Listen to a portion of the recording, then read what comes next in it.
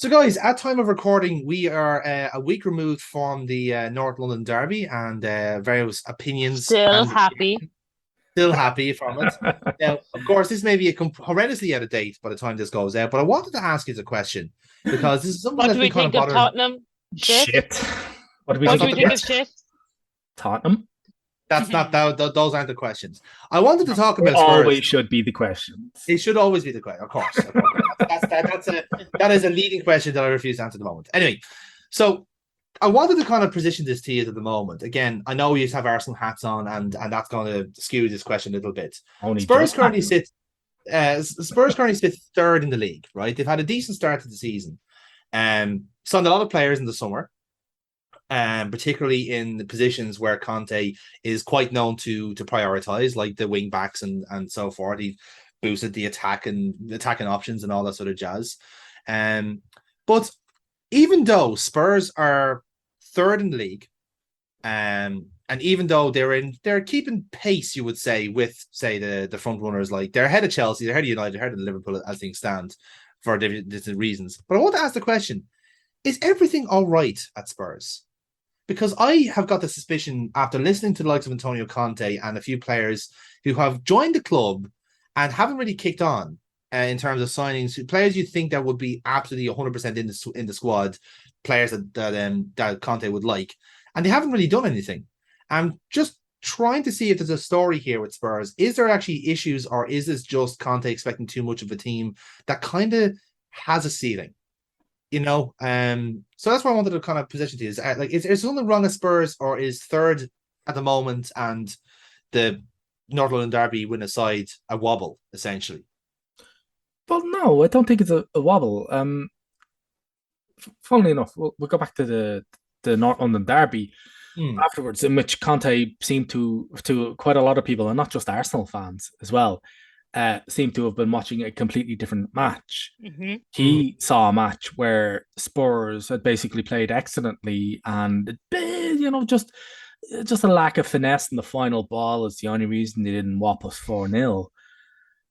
And uh, to say that this was met with derision, particularly on Arsenal fanzines, fan zones, and podcasts, would be an extreme understatement. And even from As me, someone who watched the game itself, they were all Arsenal. The Spurs had very this is little. all Arsenal. So they were just the thing about Conte is that he set up a side in a particular manner whereby everything has to go perfectly. And this is, by the way, this is Yes. the diplomatic take of it. One that I do actually quite agree with, in that he has to set everything has to go perfectly in order for his team to do anything. And if it Mm. doesn't go perfectly, then they're fucked. Um, so he's also had to contend with this. The on top of this, sorry, the team have to contend basically with his tactical inflexibility. He refuses to change anything Mm. um to a fault. Like even Arteta changes shit.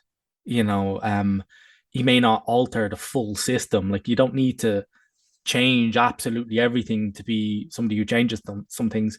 You can swap in and out certain players. Like for instance, the Tierney Zinchenko kind of thing.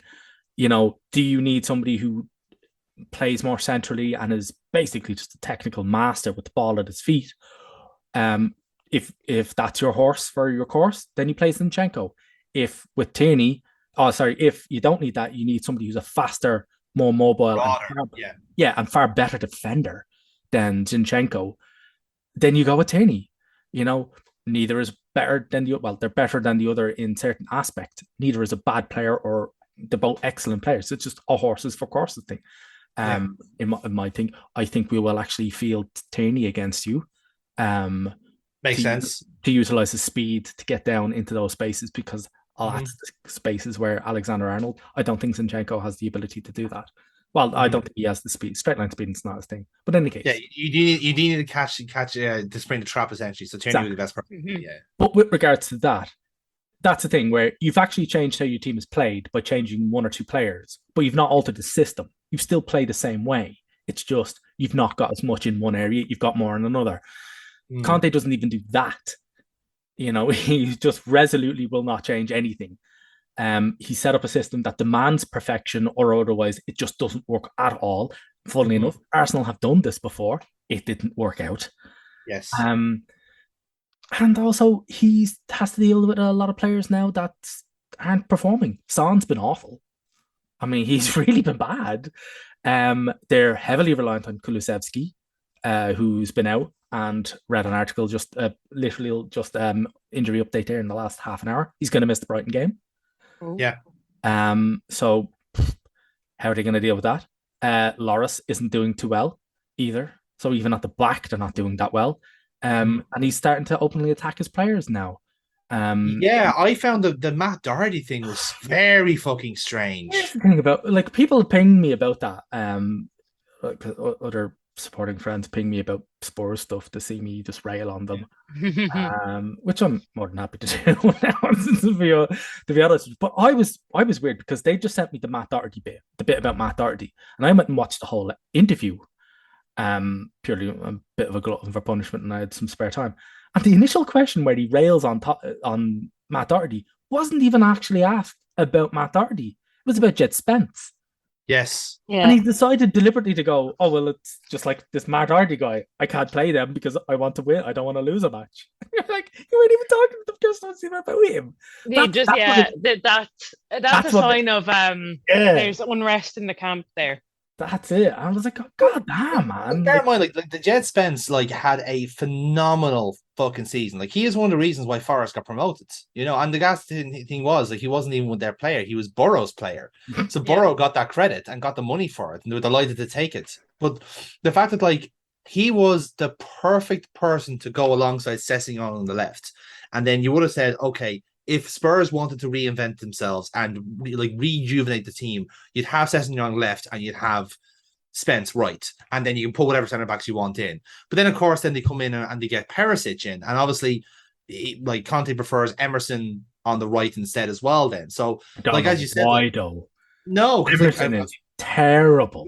I think he's a liability. He really, really Oh my is. God. Now, don't get me wrong. Like, I was fucking delighted to see him on the team sheet against us. I was like, oh my, he is going to be a weak. Now, I didn't think he get fucking Yeah. sent off now. But I was like, he's a weak link. And then I was like, who is he? And people are asking me, it's like, oh, who's Royale up against? Who's Royale? I was like, he's up against Martinelli. I was like, oh my God, like that's actually kind of a crime. Like, that's actually not really allowed. Yeah. Again, as we're prone to say in our personal chat, it's not a Van de Donk crime, which is an actual crime. Actual crime. Yeah. Should specify. But even uh, them, like I find even the fact that like I'm actually looking at how many like kind of the players like there's certain players who played every single game for Conte so far. And it kind of leads into your point, Neil, about how he's weirdly dependent on certain players. We can understand Kane is one, and obviously Lloris being the captain or the two captains of the team, you'd understand. So Son, yeah, of course, like with the season he had last year, you had to pick him for every team. But the two I'm really surprised by would be Eric Dyer and Emerson Royale. Now, again, I've mentioned before, I do not rate Eric Dyer whatsoever. I think he comes from the Harry Maguire school of defending, which is basically put your head on it and hope for the best. Again, Um, as I'll reference our personal chats, Dyer by name, Dyer by name. Entire by nature. but, but Emerson Royale, like I don't believe he's any better than the Ed Spence or Matt Doherty in that role. Because I think Doherty last season was one of the reasons why that team was so rejuvenated because he brought a lot of steel to that right flank.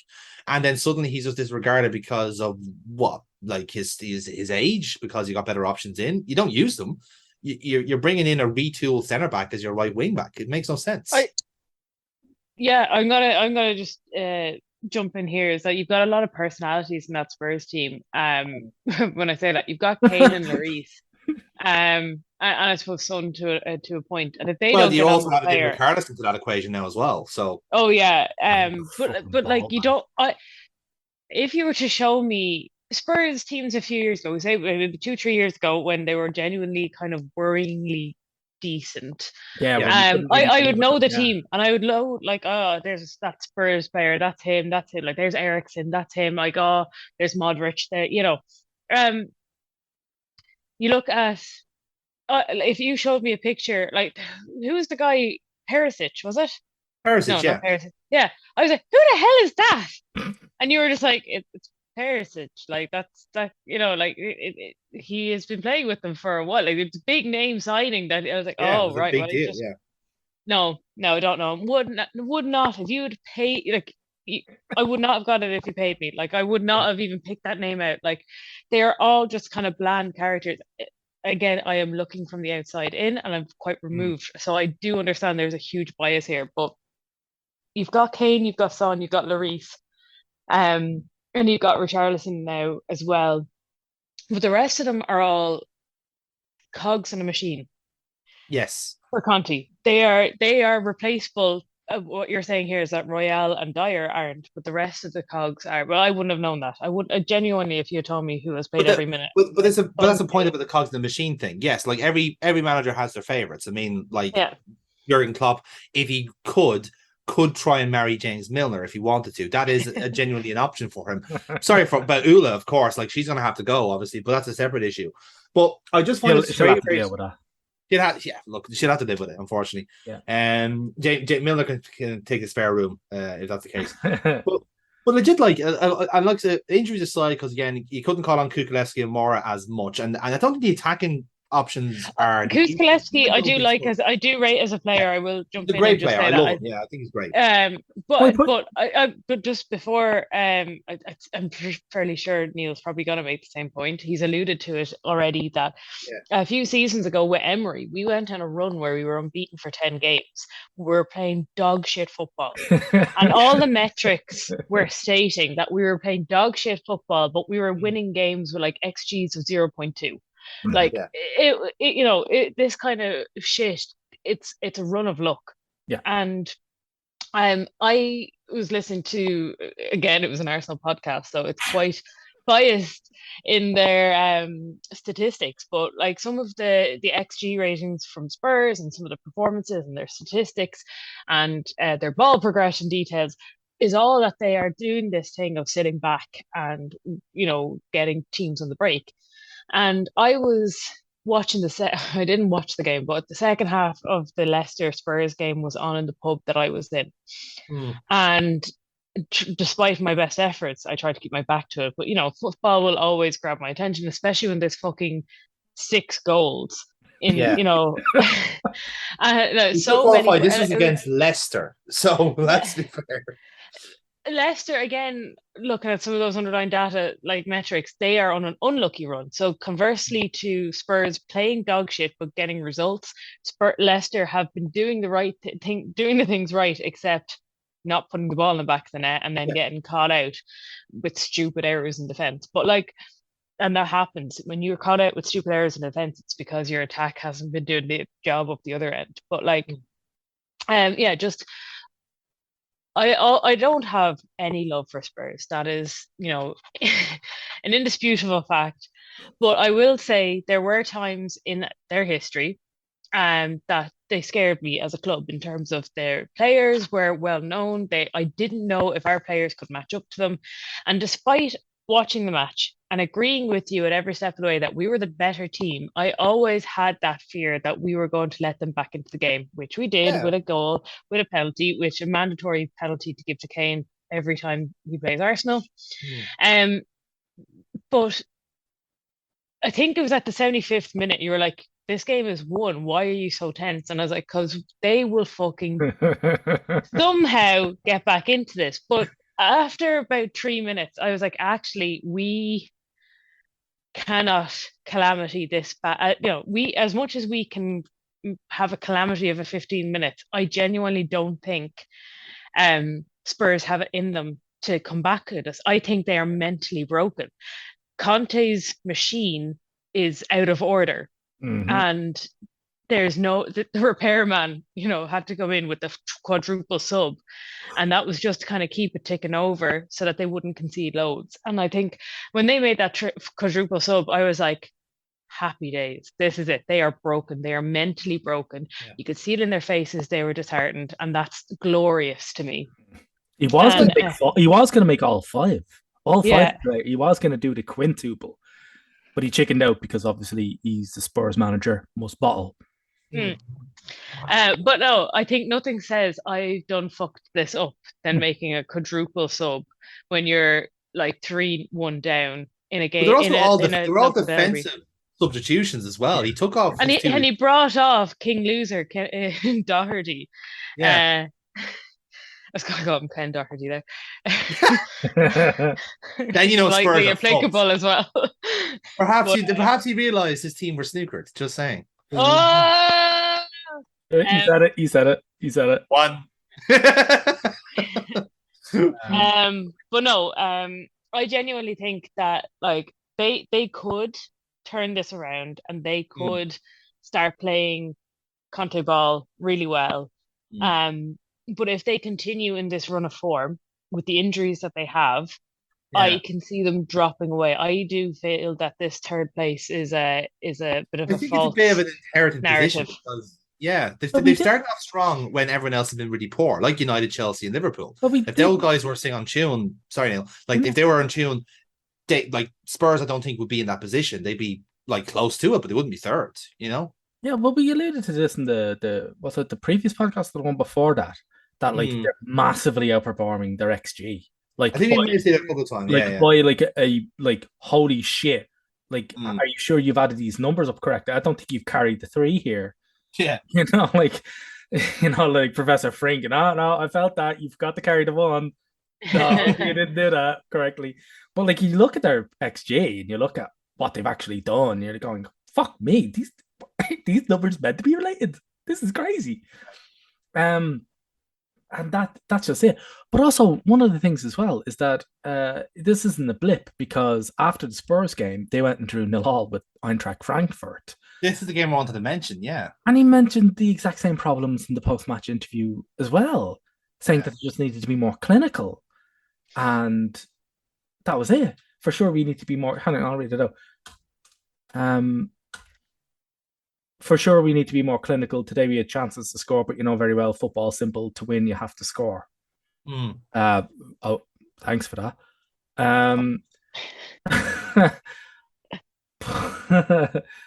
But and it's even weird, right? No Spurs player scored a goal from open play away from home since Kane against Notts Forest on the 28th of August. This is fucking nuts. That's fucking ridiculous. That's over 4 whole games ago, and that's away. Like, that's crazy. Like I was before that, it was another 2 weeks because it was Holberg before that. And that's right. Yeah, it's crazy. Like I can't. Like it's just weird. Funnily enough, with the Matt Doherty thing, he's actually not performed that. We've slightly unique perspective on him, given that he plays for Ireland, and he's not actually been that good for us. No, he's not. I will accept that he was actually quite good for Spurs last season. He was very, very good in that right wing. But like when we exited out of the last season Premier League and started getting into the internationals, I was going, this guy's fucking dog shit. You know, he's not bad. He's terrible. Like we had a recent game against Scotland, and he was solely at fault for their goal. You know, but is that a sign that he's been broken by Conte? that's Conte's very, very extreme. Like, yeah, like I was about to turn around and say that. Like he is an immensely aggressive coach. Yeah, and again, as we stated, like. The initial question about I'm not going to play him because I'm not stupid. I don't want to lose games. Wasn't even about Doherty. It was about somebody else. So you really made an effort to shoehorn Doherty into a losing conversation. Yeah. So I'm kind of going. It's a Jose Mourinho thing to do, isn't it? Sort of, but that's not really. That doesn't sound like a coach that wants to rehabilitate Doherty into a right wing back that he can actually fucking do anything with, you know. I think he's written other players off as well. It's like, oh well, you know, the club signed them. It was like not I signed him, the club signed him. It's just like the Ed Spence one that baffles me as well because like the Athletics Spurs writer is Jack Pitt-Brooke, who does very good articles, and he actually did one about the Frankfurt game itself. But it's essentially been kind of a systemic like way of how Spurs' season has gone so far, in a sense. Like, yes, they have scored a good decent amount of points, but a lot of it's been down to a lot of wasted opportunities where they could have scored. And now they're getting on this dry patch where form alone is not going to get you through. You actually do have to have a plan, because again, they lost horribly to Sporting Lisbon, who later on get smashed by Marseille. So like that team was topsy-turvy. Frankfurt obviously get a point out of them, and they had the return leg by the time this comes out. So I could be talking complete shite at this stage. But what is very evident is that, like, okay, if you got Son and Kane and Richarlison as your front three, that should have you covered for goals. Theoretically speaking, because Son was on a mad one last season. Kane is always a perennial scorer, and Richarlison always comes in with very big, important goals. He scores goals that are important to the plot, is what I always like calling. But if we're playing Conte ball here, which is 3-4-3, and like essentially the midfield are more or less like a heat sink, where they're basically to tidy up play, break up the system, and then feed it out to whoever you want. So your wing backs are essentially crucial to actually chance creation, and the people you're choosing in that sense are Emerson Royale and Ivan Perisic. Now Perisic is not a bad option, don't get me wrong, but is he genuinely your best crosser of the ball? Is he genuinely the best person you could say that in that moment in time is to break through someone's line and then cross it in? But probably not. But also, they don't have the ball for that often. Like this 3-4-3 shit that he does almost always results in their midfield getting completely overrun. Yeah, because it's only two, and everyone's else so wide. Everybody else is wide, and they're not that good. Let's face it, fucking shit. Like like take the North London derby. All Jesus had to do was drop slightly back, just even to the edge of the semicircle in the Spurs half.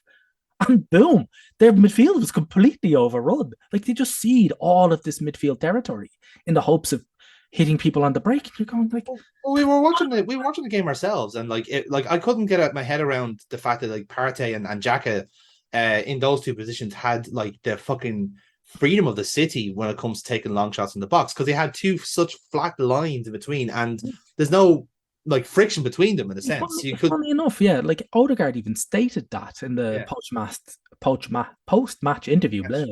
I speak words good. You do. The post-match interview where he was asked about Partey's fucking top bins thing. He's like, oh yeah, we worked on that in training. We knew that we were going to run into like a flat bank of 5 and 4. Maybe with one guy coming out, but he's not going to be able to apply any pressure on 7 opposition players, So we were going to have time on the ball, but we weren't. We might not have had the space to pick our way through.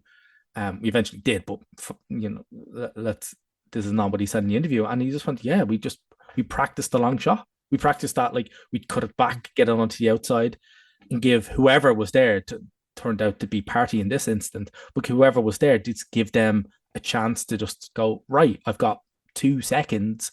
I'm only 20, maybe 25 yards out. I can swaz one in from here. And then, Partey swishes one in, top fucking bins, Yeah. And that was just it. And then we just applied pressure and waited until they cracked. And that was just, they were waiting for us to make a mistake, where in actual fact, we were the one who... And they were waiting for us to do what we did against United. Pretty much, yeah, absolutely. Yeah. It's I think it's WB8's quote, which is don't wait for the iron to be hot before striking, make it hot by striking. And that's essentially what they were doing. They were just waiting for us to fuck up, whereas we made them fuck up by just applying so much goddamn pressure. Martinelli and fucking White had their wing backs pinned all of the way back. They were essentially fielding a back 5. I don't even know why they were even classed as wing backs. In that they were just backs. They were just backs. That was it. Like that was it. They weren't getting nowhere. They didn't go anywhere. They were just pinned all of the fucking way back, and just couldn't handle Saka either on there. And it was his shot that led to the goal. The second goal, our second goal. With Jesus just fucking doing his nice little pounce and poacher thing, and then Xhaka topped it off with a wonderful fucking goal. Really putting the cherry on the top of his redemption arc at Arsenal. Something out of a fucking Marvel comic. It really fucking has been. And Captain Xhaka, he's fucking holy shit. Like, and he's been really, really, really, really, really good. And everybody, the spirits are high at Arsenal. It's been fucking brilliant, and we've got loads of great players coming through as well. So that's also Arsenal women bet Tottenham 4-0. That happened as well, yeah. Well, in all fairness, people were saying, "Oh, there's 4-0 for the women, 3-1 for the guys." I was like, "Well, you've got the thing right. The Spurs men's team are quite a good deal bit better comparatively than the Spurs women's team, and the Arsenal women's team are a shitload better comparatively than the Arsenal men's team. Like shit loads better. Like a good portion, like a fair number of those Arsenal women would make it into the men's team happily. Mm-hmm. You know, fuck it. Like, all right, then Jesus has got us nicely covered up front. But Jesus Christ, I would love Viv there. Yeah. Viv and Jesus combination up top, like, oof. I'll have to go Oof, change. Martinelli and Kate McCabe battling for the left wing. That's an interesting literal battle. That would be an extremely aggressive left wing. Yeah. That would be like a violently aggressive. That's a communist left wing, that is. That's Leninite, like, yeah. Literally call her Saka and Mead, both FA Players of the Year, battling out on the right wing. So just kind of add. Okay, bring back Emma Byrne to have her fucking duel it out against Ramsdale. I take Byrne over Ramsdale. In fairness, I actually really would. I'm sure Ramsdale would actually agree there. Yeah, like, nah, fuck this. I'll go back to Sheffield. Yeah. I don't mind me just getting relegated again. But in any case, we got kind of sidetrailed into happy Arsenal. So a lot of them more usually happy camp. But yes, I just think he's setting his team up he's setting his team up with an incredibly high risk strategy. Yeah. But it's high, like when you see the entire midfield, like even if he went from a 3-4-3 to a 3-5-2, did what Ireland did, which I don't really want to draw a whole of parallels between Spurs and Ireland. Fair. But like even if he went 3-5-2, that would be better than what he's doing now. It would at least offer some kind of midfield control, because they don't have that. They absolutely do not have that. And I was kind of like, how can you expect to win games when you are ceding the entire, and I'm talking literally, not figuratively. It's important that we realize what I'm talking about. He is ceding the entire midfield. Yeah. To the opposition every single time. I was like, you're not going to win the games like that. Now, you might point to their fucking record and go, really, Neil? But like, they'll revert to the mean. You know, they always do. We did. And this is the question I want in ahead of me with the Emery analogy.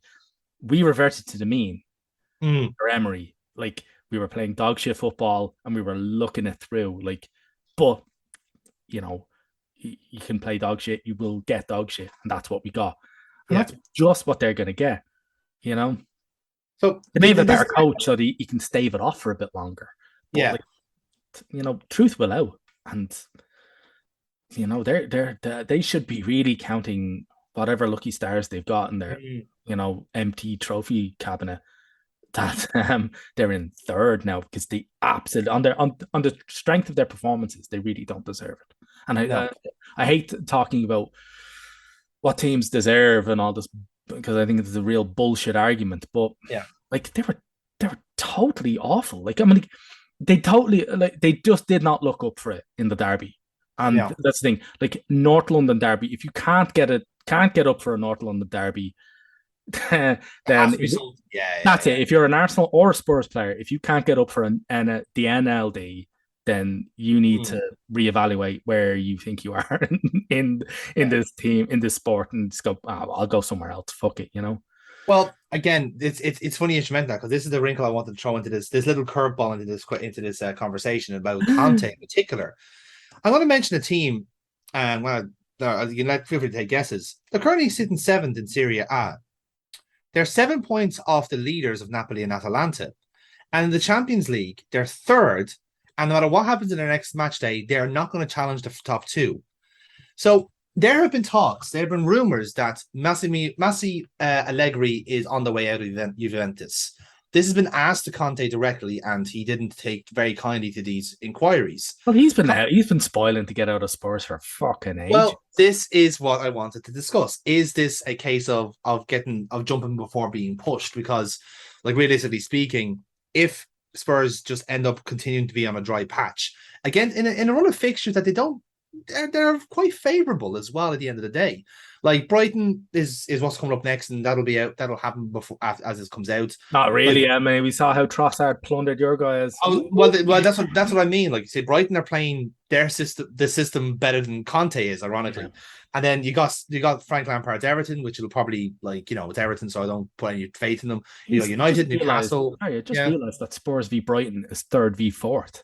Yeah, it's insane. It's nuts, isn't it? I just got the table up just there. Just refreshed there on my fucking other screen. I definitely had Brighton fuck off down relegation zone. Shit, I don't know. I can't remember. I definitely had. I can deploy the spreadsheet, lads. I'm like with Potter going and them losing like all of their decent players from the last few years and having to rely on Mope. I was like, yeah, they're relegated. Yeah, they're fucked. And then they sold Mope. So job done. But like I said, like, is there a fear in a sense of Spurs losing Conte? And ultimately, is it actually a fear if this is the type of football they're coming out with? Is it better to change the approach? But then again, should they have gone for Conte in the first place? Well, Conte's a good coach. So yeah, I mean, it's more of a case of, well, we signed a very good coach. He's got a proven pedigree in the Premier League. Got us back in the Champions League. That's it. Like, they can point to some positives, but they can point to an overall malaise that is not going to get better and will eventually consume the club. I don't think he'll last past the summer. That's the question. And like I said, it depends on and again, their run of games before the World Cup is decent. Like, it's not as if they're going up against the rest of the top 6 in 2 weeks or whatever it is. They have a chance to win games, let's say. And if they start having trouble with those type of games, that is perhaps the beginning of the end. If they get smashed by Brighton, let's say, that is the first symptom of this malaise. And then they're making hard work at this group stage as well. They're in a very favorable group. Like, if we were drawn against that team's like, fucking check in. I'd love to take that group. Klopp would be fielding the youth players, like the under 21 teams. Yeah, fuck that. 100%. And again, they're making hard work of these admittedly blue chip teams. But like I said, I feel like there is a story here developing, and maybe we need to keep an eye on over the next couple of weeks. Or again, by the time this comes out, it could be proven wrong and everything's fine. But we shall wait and see in that sense. But good instincts from our two Gooners here is you're hoping that there is an issue with Spurs. No, there definitely is. The thing is that if they switch the thing is they switch the manager again, that's another retool, because Allegri does not play the same way as Conte does. No, certainly and not. Those players, you look at a typical Allegri team. Can he do that with the players they have there? Nope. So that's more investment, more buying in of more players that the coach wants. However, they can't get rid of any of the other players that they've all got because they're all on fucking long-term contracts. So you've got a bloated squad. You have to get rid of these fuckers. How are you going to do that? Well, some of them do have resale value. Most of them don't, though. You're not going to get a tremendous amount of money for them. So you've got a bad thing. You've got a bad situation there, Yeah. So it's like, and also, like, the thing is, Conte might just not sign another contract, because he's done in the summer. His contract's up in the summer. Yeah. Yes. So he might just swan off into the arms of the old lady in Turin. And yeah, if they get Allegri, by the way, I think that'll be one of the horsemen of the apocalypse. Massimiliano Allegri coaching Spurs. Jesus, we thought it was weird when Everton got a Ancelotti, yeah. Fucking Carlo Ancelotti, Allegri in charge of Spurs. That's on that level. Yeah, will he do anything? No, I don't. So that's another year of retooling. I was like, how many times are you going to chop and change? Like, before you, like, I wouldn't even mind, but there's another team in the league currently doing this, and it's not working out. And that team is called Manchester United. Yes, very true. No. But the thing is, Spurs don't have anywhere near the financial firepower to just throw money at this issue. Yeah. They can't do what Man United are, which is 60 million for him, 70 million for him, 80 million for him, 90 million for him. 60 million and 250k a week for a 5-time Champions League winner that we're going to leave on the bench. We're going to pay 20 million quid a year to a striker we're going to leave on the bench because our manager does not like him and doesn't play that same way. Yeah. You can't, they're spunking like tens of millions of quid a week on their bench. Like, Spurs can't do that. Man United can get away with that. And let them, fine. If they can do it, that's grand. That's them. But like Spurs can't do that. Like Allegri will have to come in and literally hit everything and get every single bullet in the 10 ring. And he's not going to do that because he doesn't do that. And they can't get rid of the players they've got. No, fuck no. Like, No. I hope they do, because it'll be setting that house of cards they've got on fire. Yeah, exactly. So yeah, more on the stories we get when it comes to Spurs. Yep. Yeah.